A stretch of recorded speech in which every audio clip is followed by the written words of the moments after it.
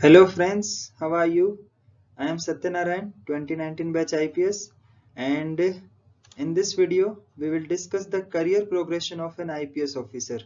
यानी कि एक IPS ऑफिसर जो होता है वो अपना जो करियर है उसको कौन सी रैंक से शुरू करता है और ग्रेजुअली जो वो है कौन कौन सी रैंक पे मूव करता है और फाइनली रिटायरमेंट के टाइम तक वो कौन सी पोस्ट जो है हेल्ड करता है.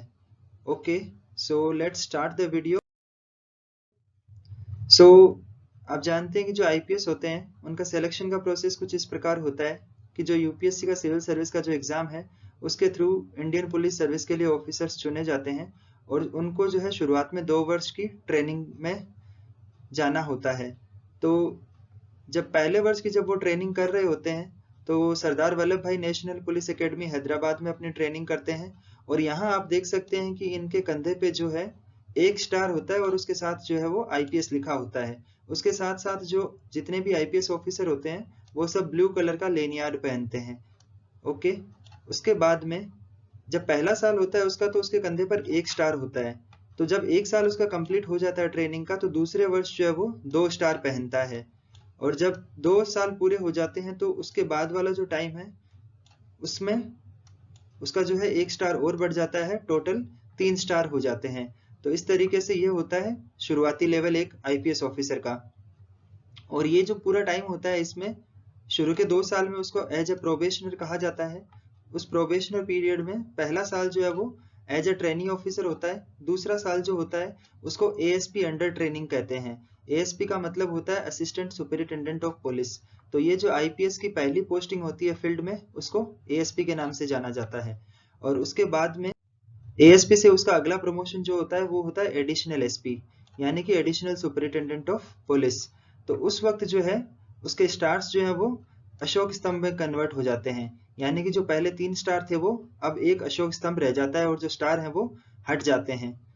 जब एडिशनल एसपी से जब एसपी का चार्ज मिलता है यानी कि जो एक पूरे जिले का चार्ज मिलता है तब उसको कहते हैं सुपरिटेंडेंट ऑफ पुलिस. तो जो सुपरिटेंडेंट ऑफ पुलिस होता है उसके इंसिग्निया में एक आईपीएस तो सबके लिखा ही होता है, साथ में एक स्टार होता है और एक अशोक स्तंभ यानी कि अशोक एम्ब्लेम. ओके, सो जो एसपी होता है वो पूरे एक जिले का या एक अगर पूरा जो बड़ा जिला है तो उसमें रूरल या अर्बन एरिया का चार्ज रखता है. उसके अगली वाली जो पोस्ट होती है वो हर राज्य में नहीं होती है, कुछ राज्यों में होती है कुछ राज्यों में नहीं होती है. उसका नाम है सीनियर सुपरिटेंडेंट ऑफ पुलिस यानी कि एसएसपी. तो एसएसपी जो होता है उसके कंधे पर 2 सितारे लगे होते हैं और साथ ही होता है अशोक स्तंभ. तो आप यहाँ पे फोटो में देख सकते हैं, आई थिंक आप इन आईपीएस को जानते भी हैं. इनका नाम है मनु महाराज और इनके कंधे पर आप देख सकते हैं कि 2 स्टार है और एक अशोक स्तंभ है. लेकिन एसएसपी लेवल के बाद के जो ऑफिसर्स हैं उनकी एक खासियत ये होती है कि उनका जो कॉलर होता है वहां पे वो पहनते हैं गॉर्जेट पैचेस यानी कि एक ब्लू कलर की स्ट्रिप होती है और उसके ऊपर जो है व्हाइट कलर की डिजाइन होती है. इसको हम कहते हैं गॉर्जेट स्ट्रिप. ओके, सो जो एसएसपी रैंक के ऑफिसर्स है उससे अबव के रैंक के जो आईपीएस ऑफिसर्स हैं वो ये वाली गॉर्जेट स्ट्रिप अपने कंधे पर कॉलर पर पहनते हैं. एसएसपी के बाद जो अगला प्रमोशन होता है वो होता है डीआईजी रैंक का यानी कि deputy inspector general of police. तो जब deputy inspector general of police होता है तो 3 सितारे लग जाते हैं और अशोक स्तंभ लग जाता है साथ में. एसएसपी में 2 सितारे थे, डीआईजी में 3 सितारे होते हैं. तो अगर आप किसी आईपीएस ऑफिसर के कंधे पर 3 सितारे और एक अशोक स्तंभ लिखा हुआ देखते हैं, साथ में आईपीएस लिखा हुआ देखते हैं तो आप समझ लीजिएगा कि वो एक डीआईजी रैंक के ऑफिसर हैं.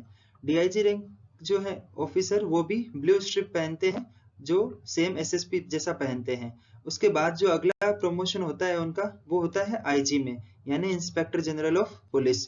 तो इंस्पेक्टर जनरल ऑफ पुलिस जो है वहां से स्टार एक ही रह जाता है, अशोक स्तंभ हट जाता है और ये जो है एक क्रॉस स्वॉर्ड और बेटन.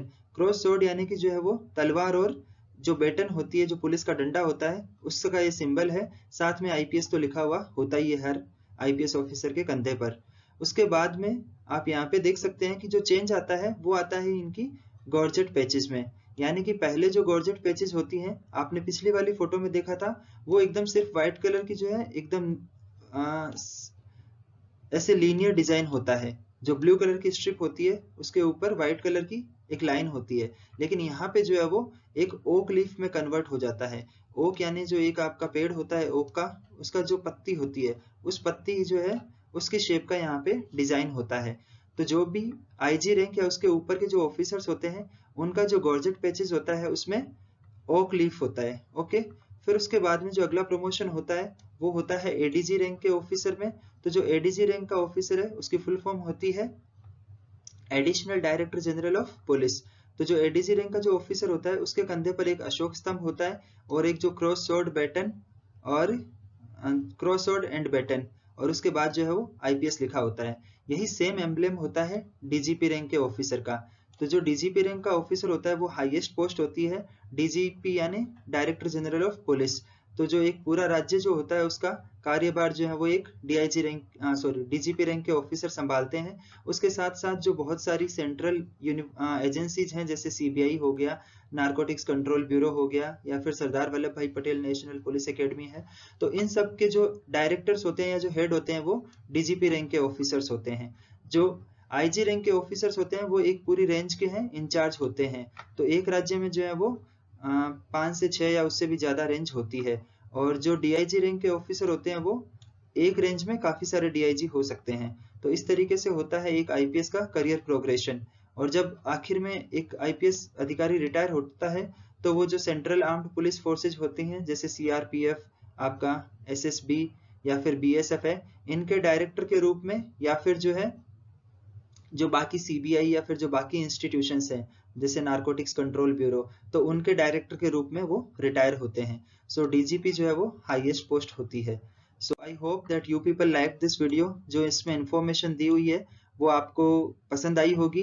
तो एक बार हम फटाफट से रिवाइज कर लेते हैं कि हमने कौन कौन से रैंक के ऑफिसर्स के बारे में जाना। सबसे पहले जब आईपीएस अधिकारी बनते हैं तो आपको असिस्टेंट एसपी की पोस्ट पे लगाया जाता है। फिर उसके बाद में आप एडिशनल एसपी बनते हैं। एडिशनल एसपी के बाद में आप एसपी बनते हैं। ओके, और एसपी के बाद में आप कुछ स्टेट्स में एसएसपी बनते हैं और कुछ स्टेट्स में जो है वो आपका डायरेक्ट डीआईजी में प्रमोशन होता है। तो एसपी या एसएसपी, उसके बाद में आपका डीआईजी, डीआईजी से जो है आप आईजी बनते हैं, यानी कि आप एक पूरी रेंज के इंचार्ज होते हैं। और उसके बाद जो है आईजी के बाद में आप एडीजी बनते हैं, यानी कि additional director general of police. और एडीजी के बाद जो आपका लास्ट जो रैंक होता है वो होता है डीजीपी यानी डायरेक्टर जनरल ऑफ पुलिस।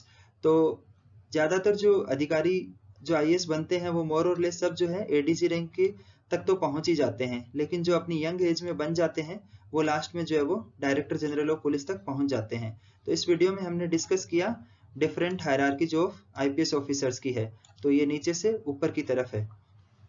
इसके साथ एक दूसरा वीडियो हम बनाएंगे जिसमें हम डिस्कस करेंगे कि एक कमिश्नरेट सिस्टम जो होता है इंडिया में वो क्या होता है, कौन कौन से राज्यों में कौन कौन से सिटीज में कमिश्नरेट सिस्टम है, और उनमें जो आपकी हायरार्की होती है वो किस तरीके की होती है।